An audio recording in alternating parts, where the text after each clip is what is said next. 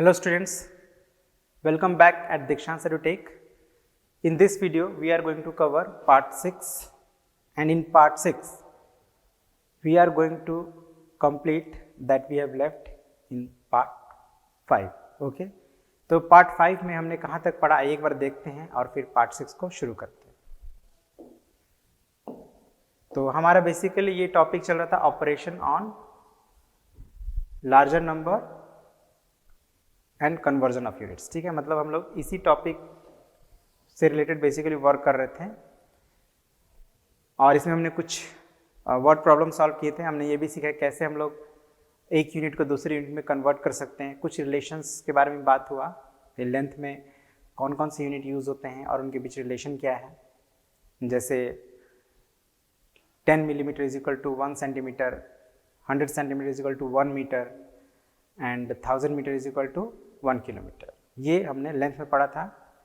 और वेट के लिए हमने पढ़ा 10 milligram is equal to 1 centigram and 100 centigram is equal to 1 ग्राम।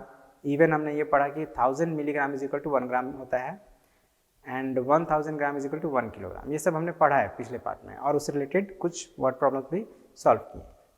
तो अब उसी में से जो बचे हुए हैं उसको हम लोग इस पार्ट में कंप्लीट करेंगे। ठीक है, तो आइए शुरू करते हैं। क्वेश्चन नंबर 7 तक हमने बनाया था।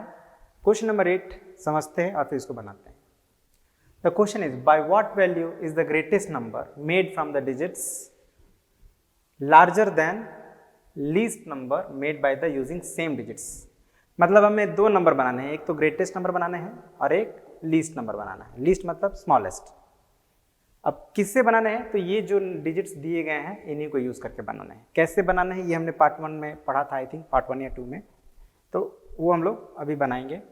और हमें बताना क्या है कि ये जो ग्रेटेस्ट नंबर है वो कितना बड़ा है छोटे नंबर से। ठीक है, तो पहले हम लोग नंबर फॉर्म कर लेते हैं, उसके बाद हम लोग बता पाएंगे। ठीक है, तो गिवन डिजिट्स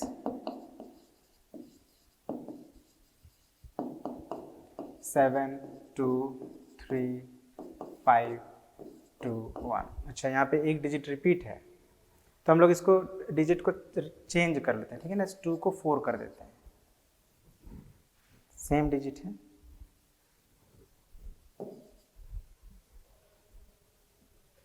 तो ये जो गिवन डिजिट्स हैं इससे हम लोग ग्रेटेस्ट नंबर बनाएंगे तो क्या बनेगा,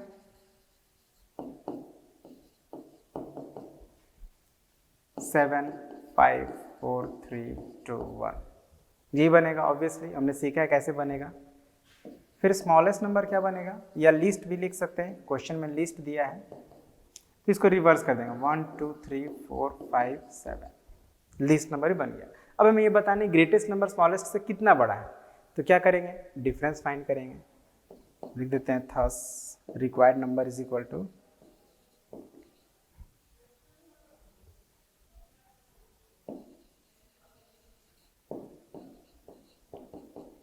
7 5 4 3 2 1 minus 1 2 3 4 5 7।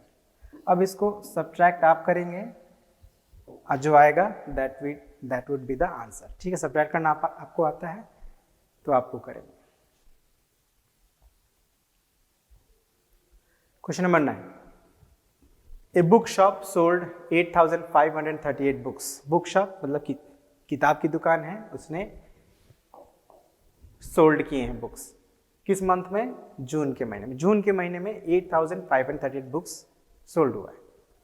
It sale rose by 212 books in the next month. अब जून के बाद कौन सा मंथ आता है, जुलाई आता है। तो जुलाई में जो बुक सेल हुआ है वो पिछले बार से 212 ज़्यादा हुआ, मतलब प्लस कर दें। अब अगेन क्वेश्चन क्या है, if profit on selling one book is ₹15। अच्छा ठीक है, प्रॉफिट बाद में निकालेंगे, पहले हम लोग ये निकाल लेते हैं कि बुक्स कितने सेल हुए हैं। ठीक है ना, पहले ये निकाल लेते हैं, नहीं तो फिर कंफ्यूजन होगा। तो हम लोग निकालते हैं number of books sold in month of June. Number of books sold in June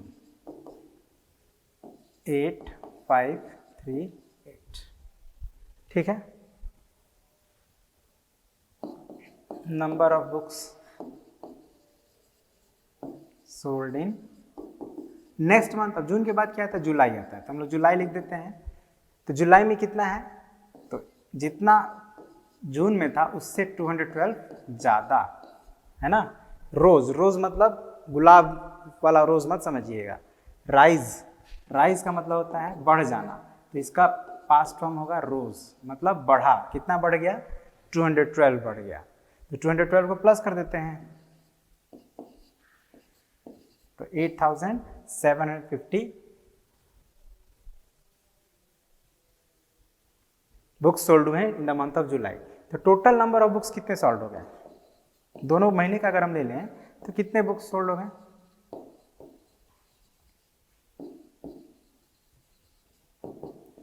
8538। ये जून में सोल्ड हुआ है और ये जुलाई में सोल्ड हुआ है, तो दोनों को प्लस करेंगे ना, कितना आएगा,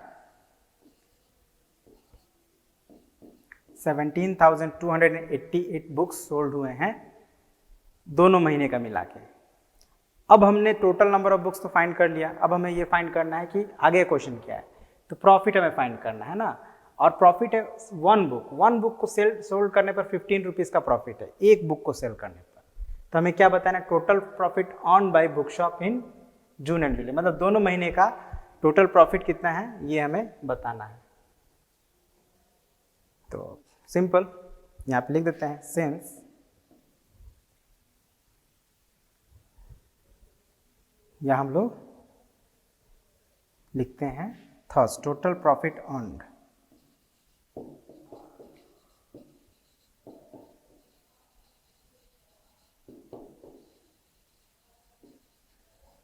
क्या हो जाएगा, तो टोटल नंबर बुक्स हैं 17,288 और एक बुक पे प्रॉफिट अर्न है 15, तो सभी पे कितना होगा, मल्टीप्लाई कर देंगे 15 से। अब आप ये खुद करेंगे, मल्टीप्लाई करके इसका आंसर लिखेंगे, ठीक है, मल्टीप्लाई करके जो आएगा वो आंसर होगा। आप मल्टीप्लाई अपने कॉपी में ही करेंगे, ठीक है ना, अलग से नहीं करेंगे।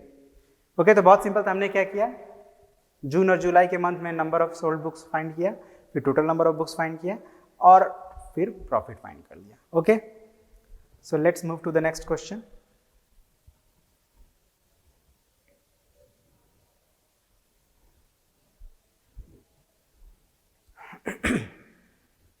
A factory manufactures 5,253 cricket bats each day. एक दिन में 5,253 बैट्स।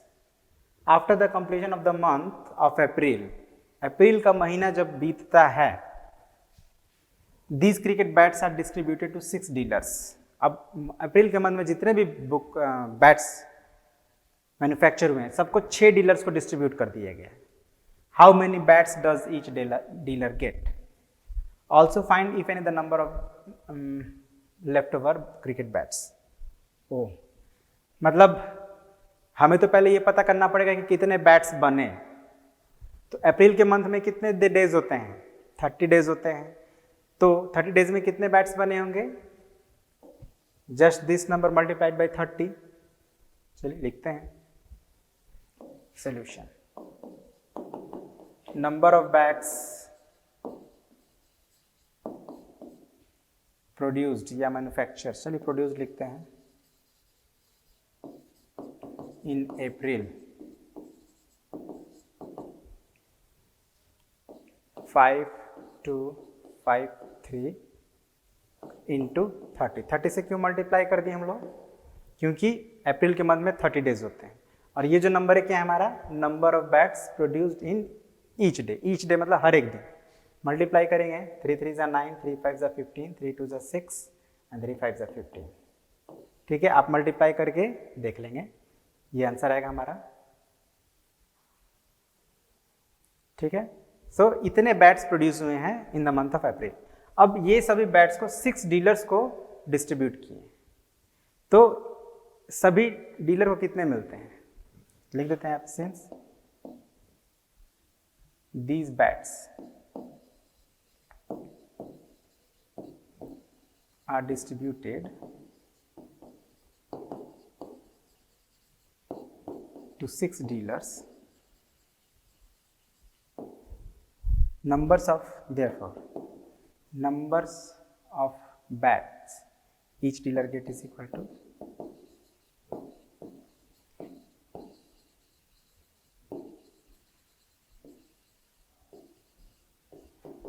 डिवाइड कर देंगे।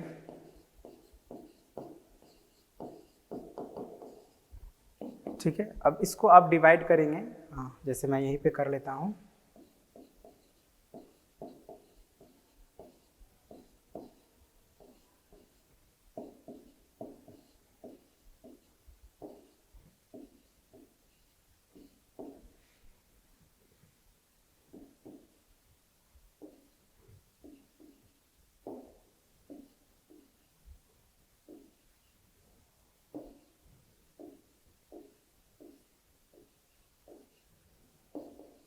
सिक्स 5 से 30 हो जाएगा, कैंसिल हो जाएगा, मतलब हमारा आंसर क्या आ गया, यहाँ पे लिख देंगे।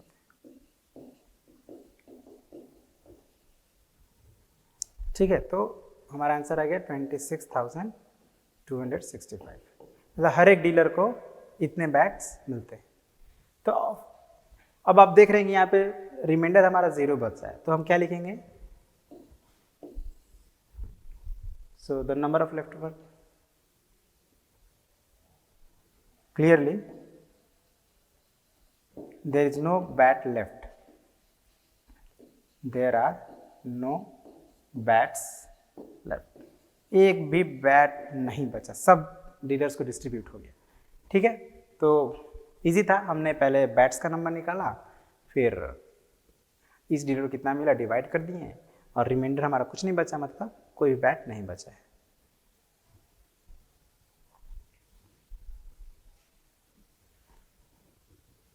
अब 11, this is very easy, successor of 32 क्या होगा, 33, सक्सेसर ऑफ 67, तो 67 का सक्सेसर क्या होता है, 68, अब उसका सक्सेसर 69 हो जाएगा।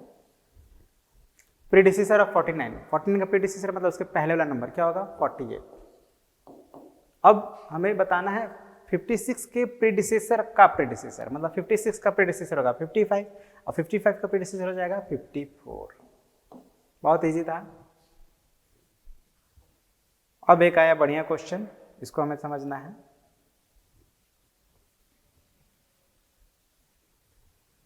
A bus started its journey and reached different places with a speed of 60 km/h। मतलब हम क्या सीखे हैं यहाँ तक कि बस जो है वो 60 km/h के स्पीड के चल रही है। अब चलेगी तो वो डिफरेंट प्लेस पे पहुंचेगी। The journey shown along side, अब मतलब ये जो जर्नी है देखिए यहाँ पे लिखा हुआ है, जैसे ए से बी में गई, बी से सी में गई, सी से डी, डी से ई, ई से एफ, एफ से जी, और फिर वापस ए।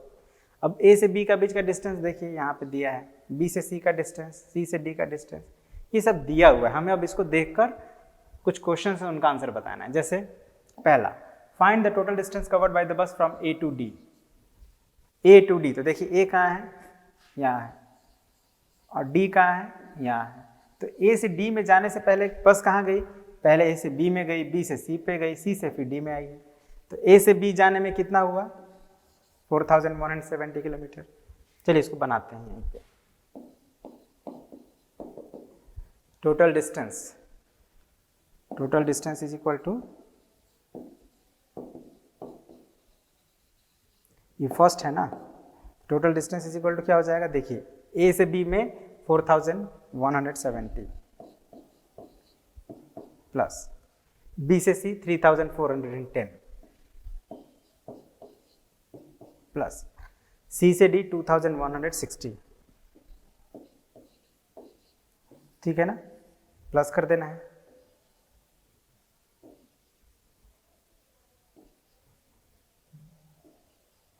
$9,740 किलोमीटर। ठीक है, बहुत सिंपल है, बस थोड़ा सा देखने में लग रहा है डिफरेंट टाइप है, बट बहुत सिंपल है। अब उसी तरह total distance covered by the bus from D to G, D कहाँ है, यहाँ, ये रहा डी, और जी कहाँ है, ये रहा।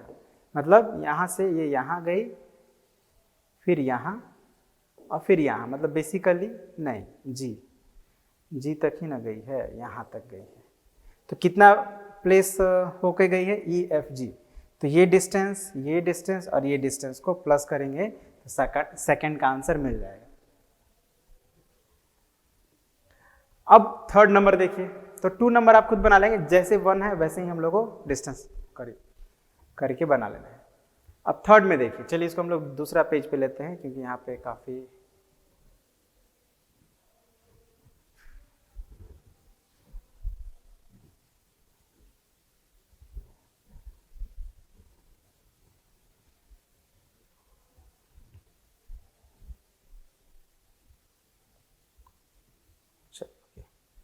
अब थर्ड की बात करते हैं।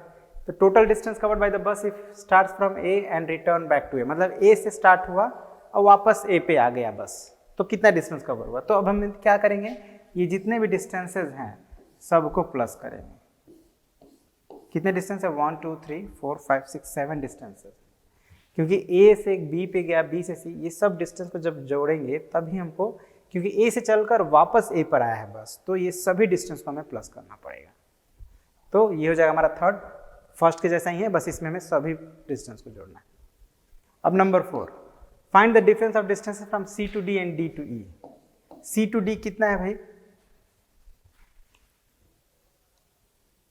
सी टू डी, इसको हम लोग थोड़ा क्लियर कर लें। तो देखिए सी टू डी ये है ना, ये है सी टू डी, और डी टू ई क्या है, ये है। तो इसका डिफरेंस निकालना है, चलिए इसको एक बता देते हैं, सिंपल सा है। 4 number, the difference is equal to,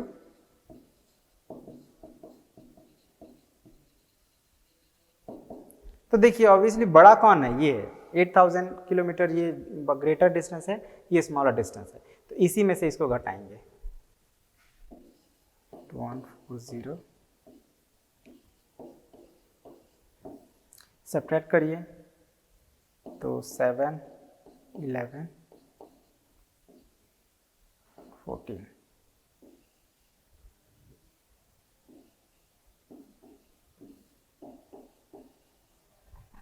ये हो गया आंसर।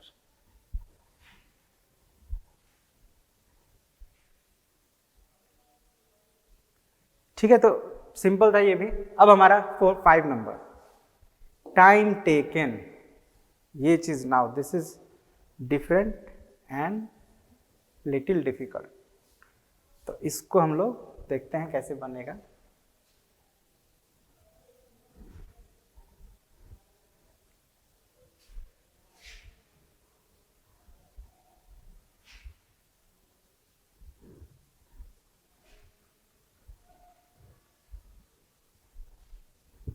ठीक है, क्या है, टाइम टेकन बाय द बस।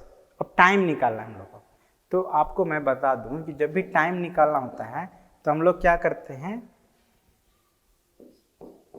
टाइम का फॉर्मूला क्या होता है, टोटल डिस्टेंस, ये याद रखिएगा। टाइम जब भी निकालना हो तो क्या करेंगे, टोटल डिस्टेंस फाइंड करेंगे,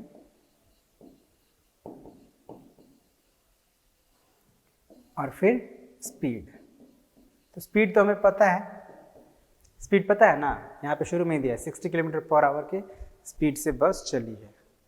तो टोटल डिस्टेंस हमें निकालना है। जैसे यहाँ पहला कंडीशन में ए टू बी, तो ए टू बी कितना है, 4170 किलोमीटर, तो यहाँ पे लिख देंगे 4170 किलोमीटर डिवाइडेड बाय 60।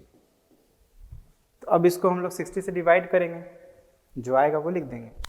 60 से डिवाइड करने पर कितना आता है, 4170 डिवाइडेड बाय 60, तो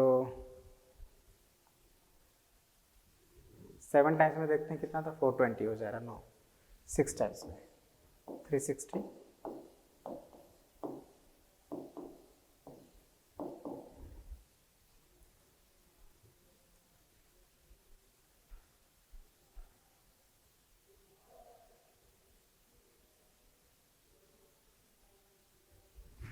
नाइन टाइम्स में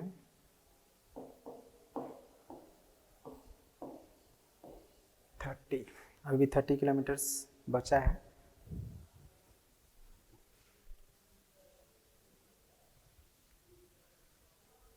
तो अगर इसको हम लोग फ्रैक्शन में करें, मिक्स फ्रैक्शन में हो जाएगा 69 एंड 30/60, 60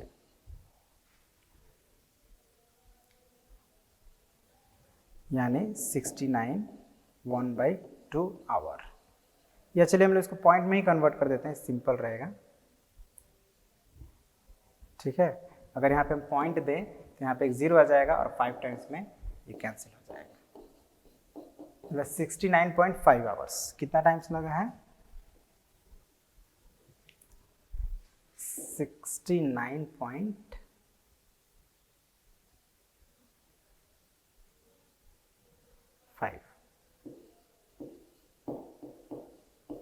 तो आपको यही करना है, डिवाइड करना है, जो आएगा आंसर वही हो जाएगा टाइम। फिर सर नेक्स्ट में C/D। अब C/D देखिए तो 2160 किलोमीटर है, तो फिर उसको आप 60 से डिवाइड कर देंगे। नेक्स्ट है E/G। E/G मतलब E से लेकर G, तो E से लेकर G का टोटल डिस्टेंस क्या हो जाएगा? इसको जोड़ना है दोनों को, फिर उसके बाद 60 से डिवाइड करना है। और टोटल जर्नी क्या होगा हमारा? A से लेकर वापस जब A में बस आई थी, आपको याद होगा जो आपने क्वेश्चन ये बनाया था 3rd नंबर, तो 3rd नंबर में जो आपका आंसर आया वो हो गया टोटल डिस्टेंस, और 60 से डिवाइड करेंगे वही हो जाएगा आपका आंसर। ठीक है, तो आप बनाएं इनको, बहुत ईजी है। हम लोग अब आगे क्वेश्चन बनाते हैं। Let us. So, question number 13 is a water cooler has a storage capacity of 50 liters. Water cooler आप जानते हैं, कूलर जो होता है जिसमें पानी भरा जाता है और वो घर को ठंडा करने का काम आता है।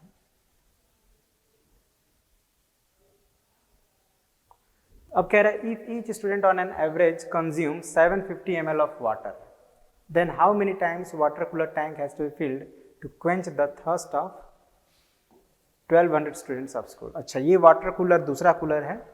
बेसिकली ये वो एक टैंक है जिसमें पानी रखा गया है जो पानी को ठंडा करता है, और वो पानी फिर जो स्कूल के बच्चे हैं उसको पीते हैं और अपना प्यास बुझाते हैं।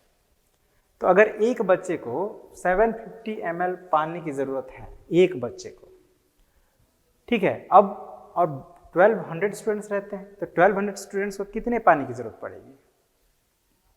सोचिए, थोड़ा बहुत ही क्रिटिकल थिंकिंग वाला एक तरह से क्वेश्चन है, आपको अच्छे से सोच समझ के इसका आंसर करना पड़ेगा। उस टैंक में सिर्फ 50 लीटर्स पानी आते हैं, तो 50 लीटर्स में कितने बच्चे पी पाएंगे? या ये कहे कि 1200 स्टूडेंट्स को पीने के लिए कितने लीटर्स पानी की जरूरत पड़ेगी? चलिए हम लोग वही निकालते हैं पहले।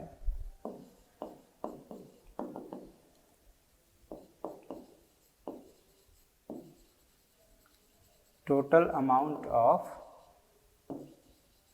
वाटर रिक्वायर्ड,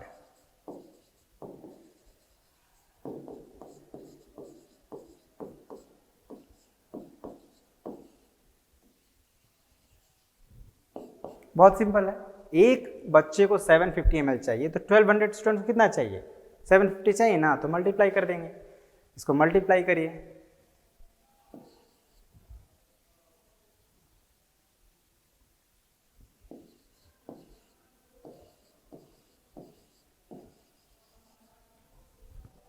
ठीक है, 9 लाख मिलीलीटर। अब अगर इसको लीटर में कन्वर्ट कर रहे हैं तो क्या करेंगे? लीटर में क्यों कन्वर्ट कर रहे हैं? क्योंकि लीटर में है हमारा कैपेसिटी ऑफ द टैंक, तो लीटर में कन्वर्ट करने के लिए 1000 से डिवाइड कर देंगे, तो हो जाएगा 900 लीटर्स। मतलब 900 लीटर पानी की जरूरत है 1200 बच्चों का प्यास बुझाने के लिए, लेकिन उस टैंक में सिर्फ 50 लीटर्स पानी आता है। तो अब क्या करना पड़ेगा?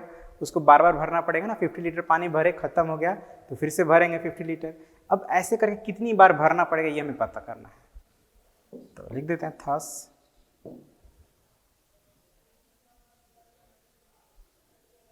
required number of times water cooler tank has to be filled.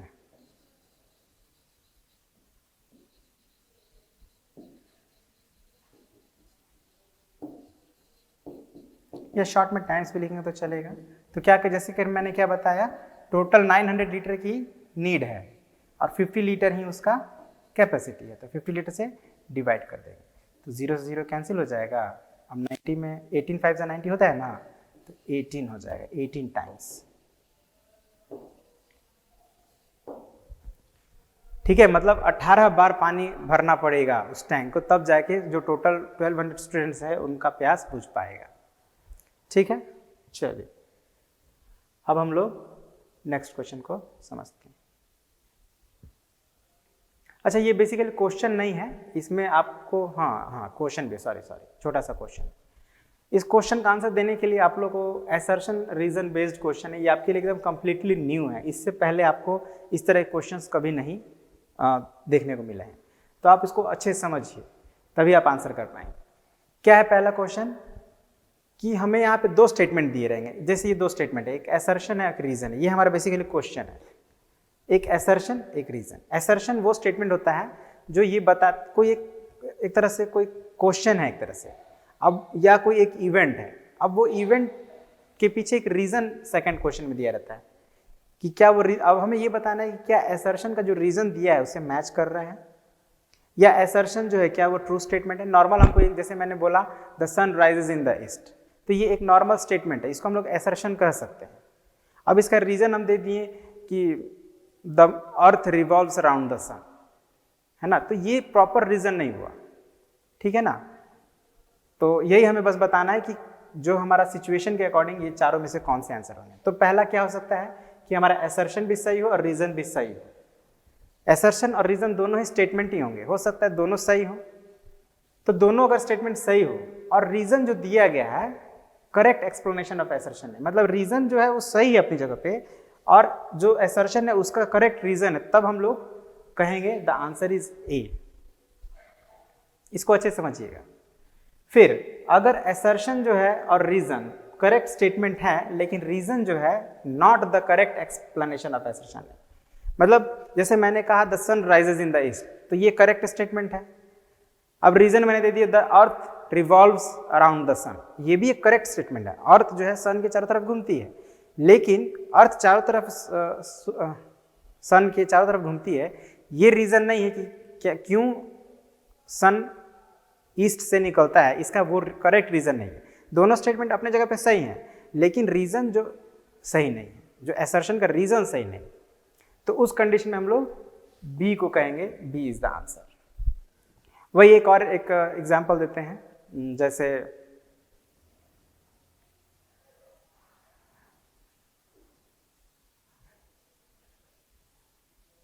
अच्छा अभी मेरे को अभी दिमाग में नहीं आ रहा है, बट हम लोग पहले इसको समझ लेते हैं, फिर मैं आपको एक नेक्स्ट एग्जांपल देता हूं। अगर ये होता है कि असर्शन ए करेक्ट है लेकिन रीजन रॉन्ग स्टेटमेंट है, मतलब जो स्टेटमेंट ही गलत है, जैसे हम कहते हैं the earth revolves around the moon, तो ये स्टेटमेंट ही गलत है क्योंकि अर्थ जो है मून के चारों तरफ नहीं घूमती। ठीक है ना, the sun rises in the east correct statement है। अब मैंने कहा the earth revolves around the moon, तो ये एक रॉन्ग स्टेटमेंट है। तो इस कंडीशन में हम कहेंगे कि द आंसर इज सी, मतलब असर्शन सही है लेकिन रीजन रॉन्ग स्टेटमेंट है। और अगर दोनों ही रॉन्ग हो जाए, जैसे मैंने कहा the sun rises in the west, the earth revolves around the moon, दोनों ही रॉन्ग स्टेटमेंट है, तो उस कंडीशन में हमें आंसर देना है डी। ठीक है,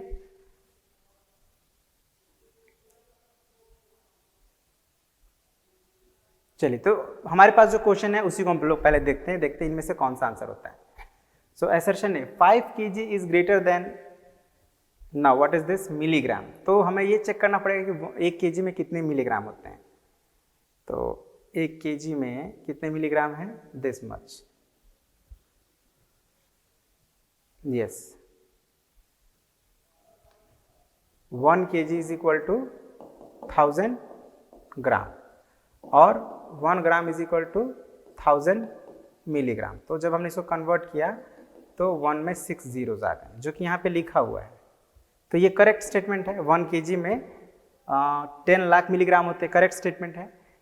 रीजन वाला जो स्टेटमेंट है करेक्ट है, लेकिन असर्शन जो कह रहा है 5 kg, अब ये अगर आप मिलीग्राम को kg में कन्वर्ट करेंगे तो 7 kg हो जाएगा। तो आप देखिए तो क्या 5 kg 7 kg से बड़ा हो सकता है, नहीं हो सकता है, मतलब हमारा असर्शन जो है वो फॉल्स है और रीजन जो है वो ट्रू है। तो फॉल्स असर्शन किस में होता है, किस में हो रहा है,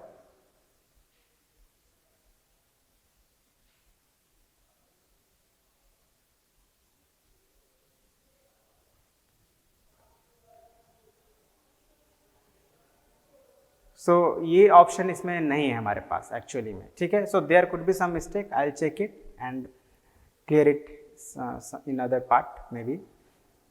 तो यहाँ पे स्टेटमेंट देखिए 5 kg is not greater than 7 kg, right. तो एसर्शन रॉन्ग है, लेकिन ये जो रीजन है 1 kg is equal to 10 lakh milligram, ये हमारा सही है। देखिए 1 kg is equal to 10 lakh milligram आ रहा है, तो reason is correct but assertion is not correct. तो इसके लिए हमारे पास यहाँ पे कोई ऑप्शन नहीं है, एसर्शन ही रॉन्ग हो गया हमारा। ओके, बट हमें यही बस ध्यान रखना है और फिर उसी के अकॉर्डिंग हमें अपना आंसर देना है। So there is some mistake maybe in this question, I will check it and explain it in further part. तो हम लोग नेक्स्ट क्वेश्चन तब तक देखते हैं। अब ये केस बेस्ड क्वेश्चन है, ये भी आप लोग के लिए कंप्लीटली एक नया है ना। इसके पहले हमने कोई भी केस बेस्ड क्वेश्चन नहीं किया है। ओके, तो केस बेस्ड क्वेश्चन में क्या होता है, हमारे पास जो प्रॉब्लम्स होते हैं एक स्टोरी के फॉर्म में होता है और फिर उस स्टोरी के बेस पे हमें कुछ क्वेश्चंस के आंसर देने होते हैं। जैसे आपने कॉम्प्रिहेंशन किया होगा इंग्लिश में, ठीक है ना, एक पैसेज होता है, फिर उस पैसेज को रीड करके हमें आंसर देना होता है, ठीक वैसा ही है ये केस बेस्ड क्वेश्चन। तो अब देखिए क्वेश्चन क्या है, portable water in south Haryana cities of Faridabad, Gurugram is delivered directly to homes in bottles. तो पोर्टेबल वाटर वो होता है जो आप देखते हैं कि एक बॉटल में पानी भर के घर घर में डिलीवर किया जाता है, वो पोर्टेबल वाटर है। अब यहाँ पे साउथ हरियाणा की शहरों की बात हो रही है जो कि फरीदाबाद है, मतलब दो शहर, एक फरीदाबाद और एक गुरुग्राम, दो शहरों में ये पोर्टेबल वाटर डिलीवर हो रहा है घर घर में जाके डायरेक्टली। अब वो पोर्टेबल वाटर जो होता है वो आरओ प्लांट से भरा जाता है, ठीक है ना। वो पोर्टेबल वाटर नल का पानी नहीं होता है, आरओ प्लांट से उसको भरकर घर घर में डिलीवर किया जाता है। तो वन लोकेटेड प्लेस पी। अब ये जो आरओ प्लांट्स है, एक आरओ प्लांट पी प्लेस पे लोकेटेड है और एक आरओ प्लांट क्यू प्लेसेस पे लोकेटेड है, मतलब दो अलग अलग प्लेस हैं, एक का नाम पी है और एक का नाम क्यू है। समझिएगा ध्यान से, आरओ जो प्लांट है ये दो जगह लोकेटेड है, एक प्लेस पी में और एक प्लेस क्यू में। From these plants, water is delivered to 3 societies located A, B and C. अब ये जो P और Q पावर आरओ प्लांट है, वहां से पानी भरकर 3 सोसाइटीज में पानी सप्लाई किया जाता है, डिलीवर किया जाता है। एक सोसाइटी का नाम है A, एक का नाम है B और एक का नाम है C। अब daily production of water by P and Q are 12,000 kilolitre and 15,000 kilolitre. तो प्रोडक्शन, अब जैसे आरओ प्लांट है तो इसमें वाटर जो फिल्टर हो रहा है कितना पर डे प्रोड्यूस हो रहा है या फिल्टर हो रहा है, दोनों आप कह सकते हैं। तो एक में हो रहा है 12,000 किलोलीटर और एक में हो रहा है 15,000 किलोलीटर, है ना। पी में 12,000 और क्यू में 15,000 किलोलीटर हो रहा है।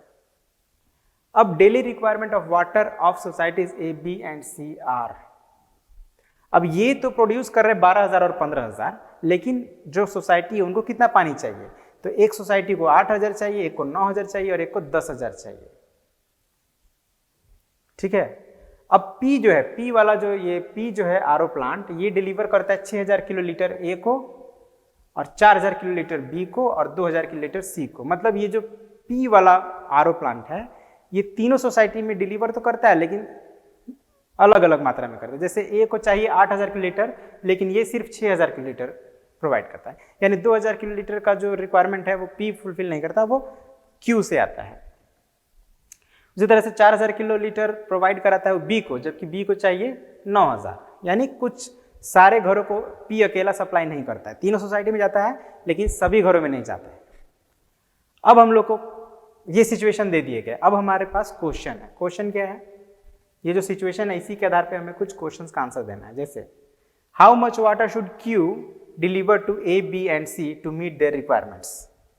जैसे कि अभी आपने देखा यहाँ पे कि A को 8,000 किलोलीटर चाहिए पानी, लेकिन ये P जो है उसको सिर्फ 6,000 किलोलीटर देता है, तो फिर A को और कितना पानी का जरूरत पड़ गया, है ना। 8,000 में 6,000 तो P दे रहा है लेकिन बचा 2,000 किलोलीटर, तो 2,000 किलोलीटर का रिक्वायरमेंट कौन फुलफिल करेगा, Q करेगा, क्योंकि Q के पास अभी Q नहीं दे रहा था डिलीवर। तो हमारा एक आंसर क्या हो गया, ए के लिए 2000 किलोलीटर। अब फिर वही बी को तो पी जो है वो कितना दे रहा है, 4000 किलोलीटर दे रहा है, लेकिन बी को चाहिए कितना, 9000। तो 9000 में कितना कम हो रहा है, 4000 से 5000 कम हो रहा है, यानी क्यू को 5000 किलोलीटर प्रोवाइड करना पड़ेगा बी को, मतलब बी सोसाइटी को। फिर उसी तरह से सी की रिक्वायरमेंट कितनी है, 10000 किलोलीटर, लेकिन पी जो है सिर्फ 2000 किलोलीटर ही दे रहा है, यानी अभी भी 8000 किलोलीटर पानी सी को चाहिए। तो वो कौन देगा, फिर क्यू देगा। तो इसी तरह से हमें बाकी क्वेश्चंस का भी आंसर करना है। आई होप आपको समझ में आया, एक नया टाइप ऑफ क्वेश्चन है और बहुत लेंथी क्वेश्चन है, आपको समझाया मैंने, आप एक बार इसे खुद से बनाने का प्रयास करें, ठीक है। फिर नेक्स्ट पार्ट में मैं इसका सोल्यूशन आपको दे दूंगा, ठीक है। जैसे यहाँ पे आपने देखा कि यहाँ पे थोड़ा सा मिस्टेक है, तो इस मिस्टेक को भी हम लोग करेक्ट करके नेक्स्ट पार्ट में दोनों ही क्वेश्चंस को क्लियर कर लेंगे। दोनों एकदम न्यू टाइप ऑफ क्वेश्चन है जिससे आप अभी तक अनअवेयर थे और बहुत ही इंपॉर्टेंट क्वेश्चंस है। तो हम लोग इसको थोड़ा और अच्छे से अगले पार्ट में समझेंगे। तो इतना ही रहने देते हैं इस वीडियो में, मिलते हैं नेक्स्ट पार्ट में। नेक्स्ट पार्ट में इसको क्लियर भी करते हैं और मे बी नेक्स्ट पार्ट में हमारा ये जो चैप्टर भी ओवर हो जाएगा। Alright, so thank you very much for watching, have a nice day.